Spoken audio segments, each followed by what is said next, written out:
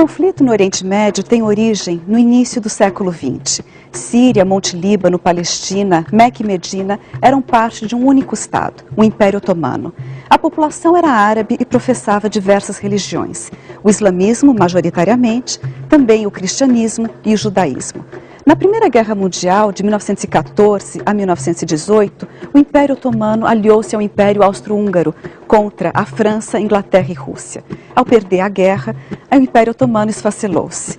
Ignorando as reivindicações árabes de formação de países independentes no local, no Oriente Médio, e para resguardar os interesses colonialistas dos países vitoriosos na Primeira Guerra Mundial, França e Inglaterra principalmente, em 1922 a Liga das Nações dividiu a região em mandatos, a serem governados por França e Inglaterra por períodos determinados.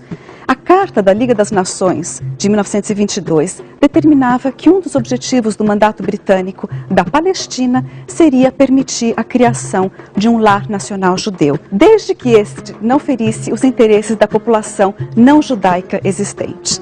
Ao passo que, eventualmente, ao longo das décadas seguintes, a Jordânia, Iraque, Síria e Líbano obtiveram suas independências, a Palestina permaneceu sob mandato britânico até 1948.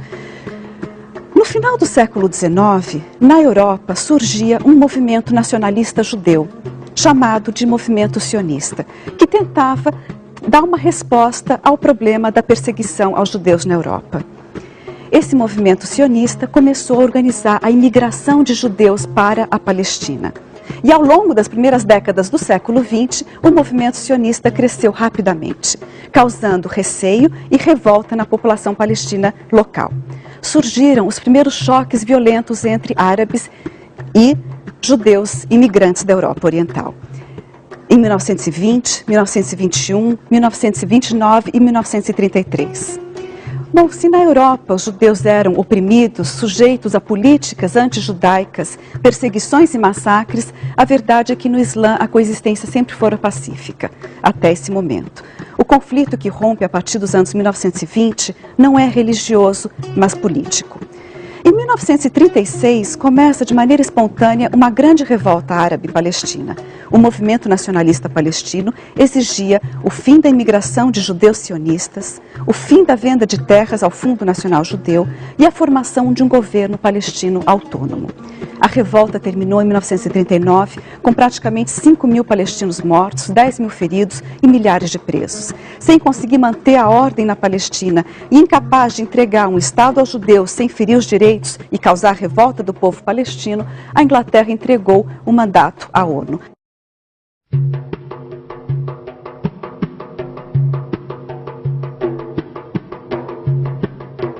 As guerras de 1948 e 1967 foram dois momentos decisivos para entender a Palestina atual. Em 29 de novembro de 1947, a ONU aprovou a partilha da Palestina. O objetivo era pôr fim ao conflito entre árabes e o movimento sionista, que se alastrava desde o início do século XX. Mas era uma resolução controversa. Atribuía 52% do território da Palestina aos judeus, apesar deles constituírem 1/3 da população. Todos os países árabes membros da ONU votaram contra. Uma guerra de guerrilhas começou no dia seguinte à partilha e se intensificou com a aplicação do Plano Dalet em março de 1948. O plano militar sionista foi executado para além do território concedido ao Estado judeu pela ONU e incluiu o ataque surpresa às aldeias palestinas. O terror gerado provocou o êxodo em massa dos palestinos e o triste espetáculo de fileiras intermináveis de mulheres, crianças e idosos arrastando-se pelas colinas palestinas rumo à fronteira mais próxima. Quando se declara a criação do Estado de Israel em maio de 48, a guerra muda de caráter, para se transformar agora em um conflito entre Israel e os Estados árabes vizinhos. Pesquisas históricas israelenses e palestinas registram que, do início da guerra, em 1947, até o seu término, em 1949, foram cometidos mais de 30 massacres contra palestinos. Entre esses assassinatos em massa está o massacre de Deir Yassin. Cerca de 400 vilarejos palestinos foram esvaziados e varridos do mapa, 750 mil palestinos foram expulsos do país e transformados em refugiados, passando a viver em barracas improvisadas na Cisjordânia, faixa de Gaza e países árabes. Com essa guerra, Israel expandiu suas fronteiras, passou a ocupar 78% da Palestina histórica, restando aos palestinos 22% do território, ou seja, a Cisjordânia e a faixa de Gaza. Com a liderança nacional palestina morta ou expulsa do país e com o território fragmentado em dois, os palestinos não puderam criar um Estado próprio. A faixa de Gaza passou a ser administrada pelo Egito e a Cisjordânia pela Jordânia.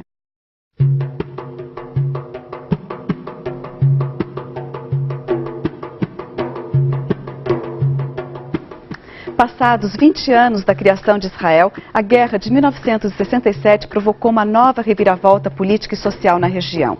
Em apenas 6 dias de guerra devastadora, Israel venceu 3 países árabes, ocupou militarmente a Cisjordânia e a faixa de Gaza, além das colinas do Golã, pertencentes à Síria, e a península do Sinai, do Egito. A operação militar israelense causou uma nova leva de refugiados palestinos. Mais de 300 mil pessoas deixaram a região. Assim que terminou a guerra, o governo israelense deu início à construção de colônias na Cisjordânia, incluindo Jerusalém Oriental. Ao mesmo tempo, o governo israelense deparou-se com aquilo que alguns denominaram o problema demográfico, ou seja, na faixa de Gaza e na Cisjordânia vivem ao todo 4 milhões de palestinos. A população de Israel é de 7 milhões de pessoas, dos quais 1.300.000 são palestinos.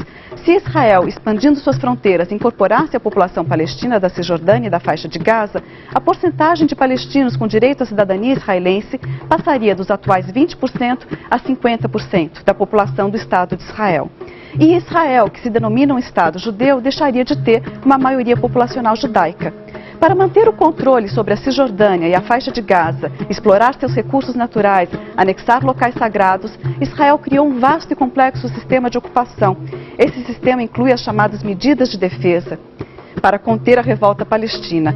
São leis e ordens militares que não eliminam, mas se sobrepõem à legislação palestina. Barreiras que impedem o direito de ir e vir da população. Demolição de casas e edifícios palestinos. Construção de assentamentos exclusivos para judeus. Estradas nas quais só podem circular carros israelenses. Mais de 70% do território da Cisjordânia estão sob controle israelense. 80% da água extraída da Cisjordânia é consumida por Israel e suas colônias.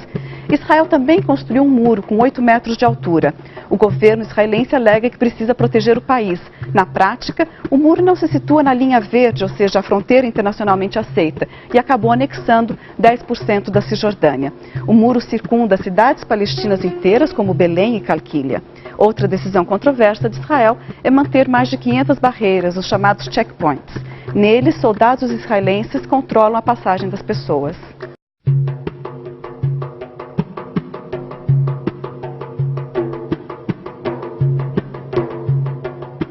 As negociações de paz entre israelenses e palestinos foram inauguradas em uma conferência em Madrid, em 1991. Ocorreu sob influência dos Estados Unidos e alguns países europeus.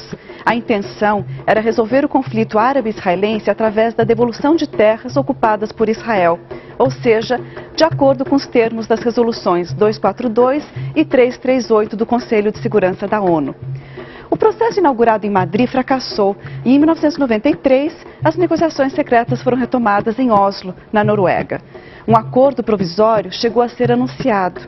Previa a criação da Autoridade Nacional Palestina, sem o status de governo autônomo e sem exército. Na prática, as funções da Autoridade Nacional Palestina são essencialmente civis e de administração municipal. A ANP recebe o repasse dos impostos recolhidos por Israel em território palestino e fica encarregada da educação, cultura, saúde, bem-estar social e turismo. O acordo cria uma polícia civil palestina, encarregada de prevenir atentados contra Israel. Também previa que, após 3 anos, começariam a ser discutidas as chamadas questões de status final. Ou seja, são impasses que precisam ser resolvidos para obter uma paz justa e duradoura. São eles: o futuro de Jerusalém Oriental, que seria devolvida aos árabes palestinos, sendo que Jerusalém Ocidental permaneceria com Israel. O destino das colônias ou assentamentos israelenses, o direito de retorno dos refugiados palestinos que estão espalhados pelo mundo e a recuperação das fronteiras. Mas as negociações seguintes, em 1995, não discutiram as questões de status final. Pelo contrário, o chamado Acordo de Oslo II traçou uma divisão do território da Cisjordânia em áreas A, B e C. O mapa da Cisjordânia assumiu em pouco tempo o traçado de um arquipélago, no qual as pequenas ilhas sob jurisdição palestina ficaram circundadas pela área maior e mais coesa, controlada por Israel. O período de vigência dos acordos de Oslo foi de 1993 ao ano 2000. Incluiu várias conferências com negociações diretas e indiretas. Ao mesmo tempo em que os diálogos foram mantidos, melhorando as relações entre Israel e alguns países árabes, o período testemunhou também a maior expansão já vista das colônias israelenses. O Banco Mundial registrou um declínio significativo do padrão de vida dos palestinos. Era generalizada a desilusão com o processo de paz. A era de Oslo chegou ao fim no ano 2000, quando uma visita inesperada do general Ariel Sharon à esplanada das mesquitas em Jerusalém Oriental deflagrou uma revolta popular palestina, conhecida como a Segunda Intifada. Coube à Liga dos Países Árabes a retomada da iniciativa de paz. Em 2002, a Liga Árabe propôs a normalização das relações entre Israel e todos os países árabes em troca da retirada israelense dos territórios ocupados desde 1967. Incluindo Jerusalém Oriental. Propôs ainda uma solução justa para os refugiados palestinos, com base na Resolução 194 da Assembleia Geral da ONU. No ano seguinte, em 2003, o Quarteto para o Oriente Médio, formado pelos Estados Unidos, Rússia, União Europeia e ONU, formulou o Mapa da Estrada, isto é, um guia para a paz no Oriente Médio. O gabinete israelense fez 14 ressalvas à iniciativa, minando a legitimidade do plano e do próprio quarteto. Os anos seguintes testemunharam uma escalada da violência na região. Foram sucessivos ataques militares israelenses e, do outro lado, atentados à bomba, causando centenas e até milhares de mortos. Nosso objetivo não é comparar as perdas humanas, todas elas irreparáveis. O apoio incondicional dos Estados Unidos a Israel ajuda a entender que as conversas de paz dificilmente puderam ser equilibradas. Inclusive, quando, em 2010, o governo Obama tentou promover a retomada das negociações, fracassou e silenciou-se diante da recusa do governo israelense em paralisar a expansão dos assentamentos em territórios palestinos. Um rápido balanço do processo de paz mostra que, até hoje, ele falhou em estabelecer o respeito aos direitos humanos e às resoluções da ONU como parâmetros das negociações.